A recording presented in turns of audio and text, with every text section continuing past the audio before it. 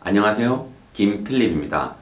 오늘은 겨울방학을 앞두고 아마 학생들 그리고 학부모님들께서 다 걱정하고 그리고 어떻게 해야 할지 고민하고 계시는 딱 그 부분을 제가 겨울방학 특집 시리즈로, 더 정확히 표현하면 겨울방학 대비 수학 공부를 어떻게 해야 하는지에 대한 각 학년별로 영상을 차례차례로 올려드릴까 합니다. 오늘은 그 첫 번째, 사실 제 댓글을 보면 초등학교 어머님들, 특히 초등 저학년 어머님들께서 그렇게 많은 정보와 또 많은 어떤 어드바이스를 못 받고 계시는지 저에게 초등 저학년이 어떻게 수학 공부를 해야 하는지에 대해서 굉장히 많은 질문들을 주셨어요. 그래서 오늘은 겨울방학 특집 수학 공부를 어떻게 해야 하는지에 대한 제 첫 번째 시리즈물, 초등 저학년, 여기서 저학년이라고 얘기하면 대략 1학년서부터 3학년까지 이렇게 포함이 될 텐데, 1학년서부터 3학년까지의 초등 저학년들이 어떻게 이번 겨울방학을 잘 보내면 수학에 훨씬 더 큰 성과 내지는 성취를 이루어낼 수 있을지에 대해서 몇 가지 포인트를 짚어드리겠습니다. 우선 초등 저학년 수학 교과 과정을 잠깐 살펴보죠. 1학년 1학기 제1단원이 9가지의 수, 1, 2, 3, 4, 5, 6, 7, 8, 9 여기까지 배우는 거죠. 네, 그 다음에 두 번째는 여러 가지 모양, 그 다음에 세 번째는 덧셈과 뺄셈, 그리고 네 번째는 비교하기, 그리고 다섯 번째 50가지의 수. 무슨 말이냐면 첫 번째 단원에서 1서부터 9까지 가르치고 그 다음에 십진법이라는 개념을 이용해서 50가지의 수까지 배우는 것이 1학년 1학기 과정입니다. 자, 그러면 그 사이에 끼어있는 여러 가지 모양, 덧셈과 뺄셈 또는 비교하기, 이것들은 숫자 체계를 깨닫고 난 뒤 그거의 바탕 위에 아주 간단한 연산, 그러니까 덧셈과 뺄셈, 그리고 모양이야 아시다시피 사실 이 초등학교 저학년 때 나오는 도형은 그리 어렵지 않습니다. 그냥 책에 나온 내용만 잘 파악해도 큰 무리는 없을 거예요. 다만 이 초등학교 저학년 1학년 1학기 과정을 보면 여기서 제일 중요한 포인트는 십진법이라는 겁니다. 이 십진법, 좀 수학적 용어로 얘기하면 십진법이고, 아이들한테 자릿수가 올라가면 그 올라간 자릿수는 그 전 자릿수보다 10배가 커지는 이 개념에 대해서 굉장히 잘, 그러나 주입 또는 강압이 아니게 아주 머릿속에 물 흐르듯이 잘 들어갈 수 있도록 꼭 그렇게 도움을 줘야 되고 그렇게 가르쳐야 됩니다. 이걸 억지로 주입으로 가르치면 수체계에서 흔들리게 돼요. 그러면 사실은 수학은 끝나는 거죠. 왜? 아니 초등 저학년 때 수체계에 대해서 잘 모르면 이 아이가 수학을 어떻게 하죠?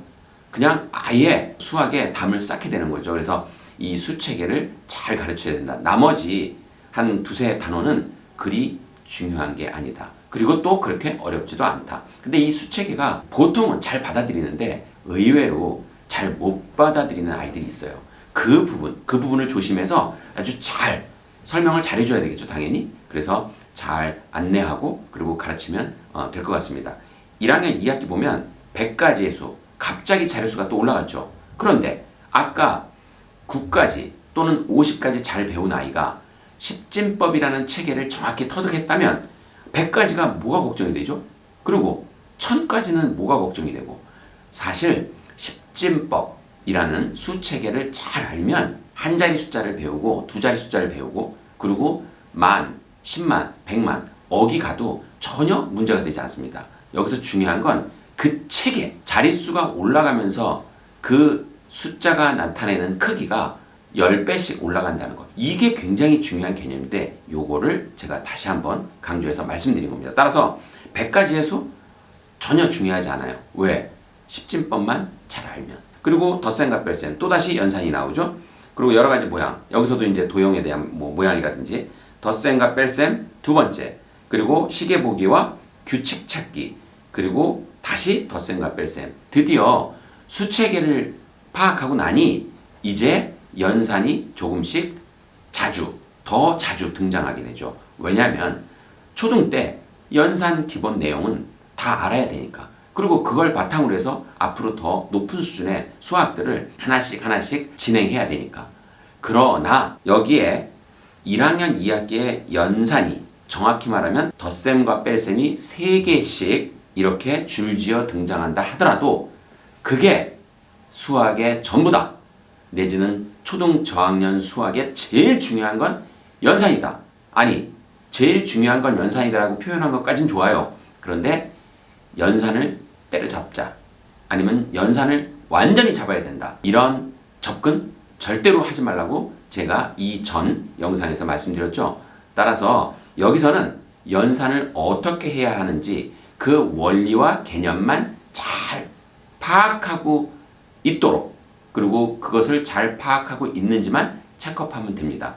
아이들을 연산 기계, 더하기 빼기 기계로 만들려는, 그래서 계산기보다 더 정확하게 만들려는 그러한 시도는 절대로 하시면 안 됩니다. 1학년 2학기에 잠깐 제가 하나 강조하고 싶은 거, 시계보기와 규칙 찾기라는 단원이 있는데, 이때 이 시계보기를 잘 무난히 넘어가는 아이들은 괜찮은데 이 시계보기에서 꽤 당황해야 하고 힘들어하는 아이들이 간혹 있어요. 이때 이 아이들한테 9구단 5단을 시계의 규칙과 대응시키면 굉장히 쉽다는 그러한 개념을 꼭 깨우쳐 주세요. 9구단 5단입니다. 이거 되게 중요한 거예요. 9구단 5단을 시계 규칙과 연결을 시키는 거. 그러면 갑자기 아이들이 시계를 잘 보게 됩니다. 요거는 어느 정도 연습이 필요한데 또 설명해 주는 사람이 아주 쉽고 재미있게 설명해 주면 더 도움이 되겠죠? 만약에 집에서 엄마 혼자 수학을 가르치는 분들이 계신다면 제 얘기 꼭 명심하시고 5단을 연결시켜 줘라. 그리고 규칙 찾기는 앞으로 수학에서 계속 다뤄야 되는 거예요. 이 규칙은 수학에서 결국 얘기하고자 하는 몇 가지 큰 중심축 중에 하나예요. 근데 규칙 찾기를 너무 어렵게 접근하면 안 되고 규칙을 찾는 즐거움 또는 재미를 느끼게 해주는 거. 요것이 저는 굉장히 중요하다고 봅니다. 2학년 1학기 세 자리의 수, 그리고 여러 가지 도형, 그리고 덧셈과 뺄셈, 그리고 길이 재기, 분류하기, 그리고 곱셈. 드디어 2학년 1학기에 곱셈이 나오죠. 사실 이 2학년 1학기에 6개의 단원 중에서 가장 중요한 게 이 곱셈입니다.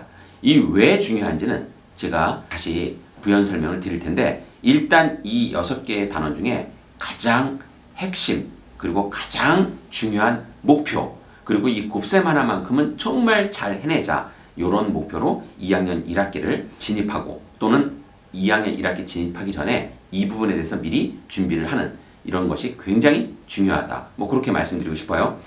이 세 자리의 수는 아시다시피 십진법 체계만 알면 전혀 문제가 없고, 그리고 여러 가지 도형, 그리고 여기 또다시 덧셈과 뺄셈이 나오죠. 당연히 연산은 조금 더 수준이 올라가면서 조금 더 복잡해지죠. 그래도 얘가 연산을 할 수 있는지 없는지, 그리고 또 연산의 원리를 잘 알고 있는지 모르는지, 요거를 중요하게 체크해야 된다는 거. 능숙하게 만들겠다. 물론 능숙하게 만들면 좋겠죠. 그러나 그 전에 아이가 수학에 정이 떨어지는 그러한 상황이 발생하니 그 전까지 능숙하게 만들면 좋으나 그것이 수학 자체를 싫어하게 되는 그러한 원인이 되어서는 안 된다는 거. 그러니까 딱 그 전까지만 연산 연습을 시켜야 된다는 거. 그리고 그 다음에 길이 재기, 분류하기 이렇게 있는데, 길이 재기나 분류하기는 사실 어머님들께서 교과서를 읽어보시면 알겠지만 그리 어렵지 않습니다. 그리고 제일 중요한 게 곱셈이라고 제가 말씀드렸죠. 그래서 곱셈이 왜 중요한지 제가 지금 바로 말씀드리겠습니다. 앞으로 4학년, 5학년, 6학년에 보면 주로 분수, 그 다음에 소수, 여러 가지의 곱하기 나누기가 중심축을 이루는데, 그 모든 것의 가장 중요한 기준이 되는 연산이 곱셈입니다. 사실 더하기 빼기보다 100배, 1000배 중요해요. 요거는 중학교 가도 마찬가지입니다.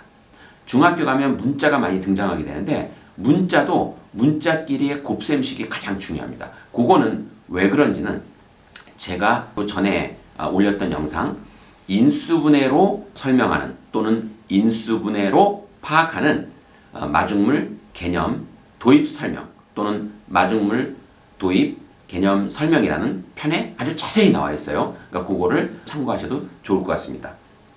그리고 2학년 2학기 네 자리의 수 아시다시피 전혀 문제가 안 되겠죠? 왜? 아니 세 자리 잘하는 아이가 네 자리를 왜 못하겠어요? 십진법 체계만 잘 깨우쳤다면 요게 중요합니다. 그리고 곱셈 구구단 그리고 길이 재기 시각과 시간 그리고 표와 그래프 그 다음에 규칙 찾기 여기 또 규칙 찾기가 나오죠. 예, 앞으로 아마 계속 등장하고 요것이 나중에 중고등으로 넘어가면 뭐 규칙과 대응 그 다음에 뭐 수열로도 넘어갈 수 있고 하여튼 되게 다양하게 더 확대 증폭되어서 굉장히 수학의 중심축을 이루게 됩니다. 그래서 규칙 찾기는 평상시에 공부를 할 때 어렵게 공부하는 것보다는 나중에 배워야 될 씨앗을 뿌려놓는다는 개념으로 그 규칙 찾기가 무엇인지에 대해서 근본 원리나 개념을 잘 파악할 수 있도록 괜한 심화 또는 심화 응용을 막 파다가 오히려 규칙 찾기에서 정이 떨어지게 만들지 않는 그러한 전략이 필요합니다. 2학년 2학기에서 제일 중요한 건 아까 제가 얘기했다시피 곱셈, 구구단 그리고 구구단을 이용한 여러 가지 다양한 계산 뭐 이런 거 이게 제일 중요하고요. 뭐 조금 아까 제가 바로 언급했던 규칙 찾기 예, 요거 정도 그리고 뭐 시각과 시간은 아까 제가 말씀드린 대로 연습을 좀 하면 되고 특히 5단을 잘 연결시키고 또 시간은 빼기 또는 더하기 시간을 더하거나 뺄 때는 일반 덧셈 뺄셈하고는 조금 다르죠. 그런 것도 미리 얘기해 주면 굉장히 좋을 것 같습니다. 표와 그래프는 아시다시피 아이들이 그림을 직접 그려놓고 그림을 보면서 무언가를 판단하는 건 생각보다 어려워하지 않아요. 다만 표와 그래프도 원리와 개념으로 접근하면 쉬운데 이걸 너무 복잡하고 어렵게 설명하면 그때부터 문제가 생기는 겁니다. 초등 저학년은 어렵고 심화 깊이 파고 그리고 문제를 배배 꼬아놓고 뭐 이런 문제들로 우리 아이의 수학 능력을 측정하는 그러한 시기가 아닙니다. 초등 저학년은 정말 중요한 거 이거는 꼭 명심하세요. 제가 오늘 얘기에 어떻게 보면 가장 중요한 핵심 사항인데 초등 저학년의 수학 교육의 목표는 연산을 때려잡아야 되겠다. 아니면 규칙을 때려잡아야 되겠다. 아니면 도형을 때려잡아야 되겠다가 아니에요. 규칙, 연산, 도형 이것들이 다 수학의 기본적인 재료가 되는데 이 재료들이 무언지를 알고 그리고 그 재료들을 사용해서 접근하는 수학의 다양한 생각하는 논리 회로 이런 것들이 얼마나 재밌는지를 깨우치게 해주는 것 그것이 초등 저학년의 가장 중요한 수학 교육의 목표가 되어야 됩니다. 시덥잖은 그리고 말도 안 되는 그러한 심화 응용 그런 걸로 자칫 초등 저학년 때 수학의 재미 또는 수학의 즐거움의 싹을 잘라내는 순간 수학 교육은 산으로 갑니다. 꼭 제발 부탁입니다. 초등 저학년 때 수학 자체를 파고들고 수학 자체를 때려잡기보다 수학이 무언지 그리고 수학이 얼마나 재밌는지 그리고 수학이 얼마나 즐거운지에 대해서 분위기와 그 다음에 원리, 느낌을 깨닫게 만들어주는 거 그게 수학 교육의 목표이자 핵심이 되어야 합니다. 자 그리고 이제 3학년 1학기 덧셈과 뺄셈 그리고 평면도형, 나눗셈, 곱셈, 길이와 시간 그 다음에 분수와 소수 이렇게 나와 있죠. 여기서 중요한 거 뭐 평면도형 그 다음에 길이와 시간 아까도 제가 말씀드렸다시피 눈에 직접 보이고 그리고 만지고 그리고 확인할 수 있는 이런 것들에 대해서는 어렵게 접근하지 말고 원리와 개념을 그냥 잘 얘기해주면 그리 어렵지 않다고 제가 말씀드렸어요. 사실 3학년 1학기에서 제일 중요한 건 나눗셈입니다. 나눗셈. 그와 함께 곱셈까지. 왜냐하면 사실은 나눗셈이 중요한데 나눗셈은 곱셈이 잘 돼야 하는 겁니다. 바꿔 말하면 곱셈이 중심이 되고 곱셈이 기반이 된 거기서 파생된 둘이 한 몸인 거의. 그래서 이 곱셈이 탄탄한 기반 위에 이 나눗셈을 잘 하게 만드는 거.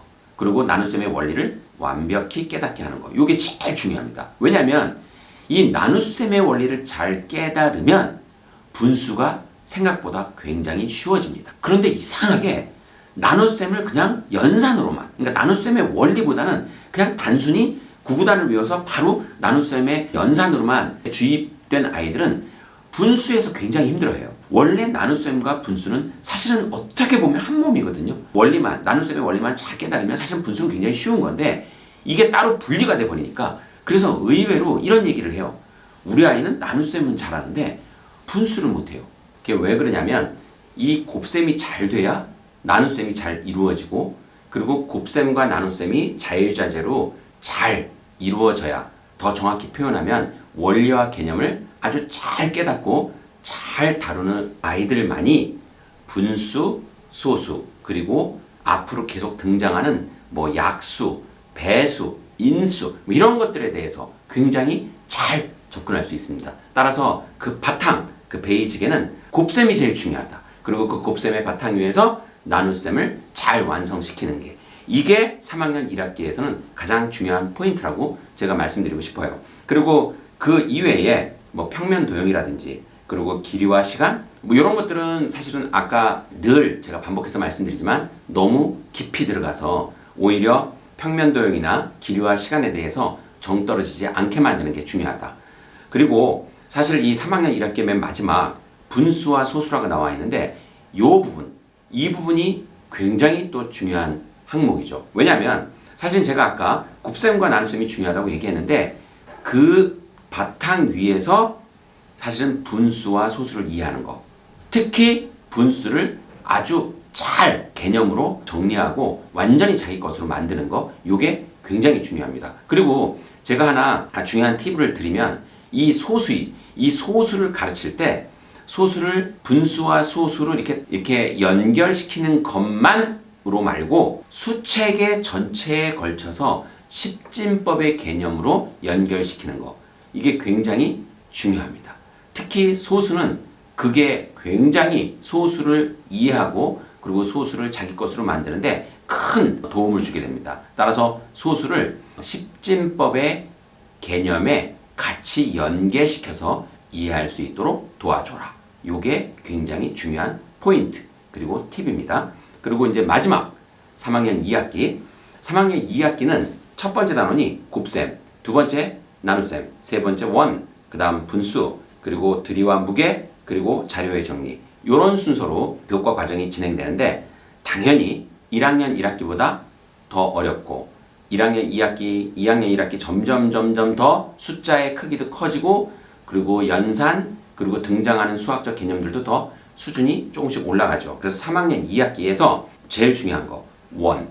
이 원은 앞으로 중등, 그리고 고등 수학에 훨씬 더 많이 등장하고 수학의 도형 중에 굉장히 큰 위치, 그 중심을 차지하게 됩니다. 따라서 이때 원을 잘못 가르쳐 놓으면, 제가 말하는 잘못 가르쳐 놨다는 거는 괜한 그 심화 또는 심화 응용이랍시고 그 아이들을 굉장히 힘들게 만드는 그런 지저분한 문제들, 그런 문제는 가급적 배제하고 특히 도형이나 실용적 또는 응용적 접근이 필요한 것들은 그 자체로 기본 원리와 개념을 잘 파악하는 걸로. 그래서 이 아이가 원에 대한 트라우마나 원에 대한 거부감이 들지 않도록 그렇게 이끌어주고 가르치는 게 굉장히 중요하다고 제가 말씀드리고 싶습니다. 그래서 원 중요하고, 그리고 아까 바로 3학년 1학기 때 얘기한 것처럼 곱셈과 나눗셈이 조금 더 수준이 올라가게 되겠죠? 당연히 중요하고, 그리고 그것과 연계한 분수 얼마나 중요하겠어요.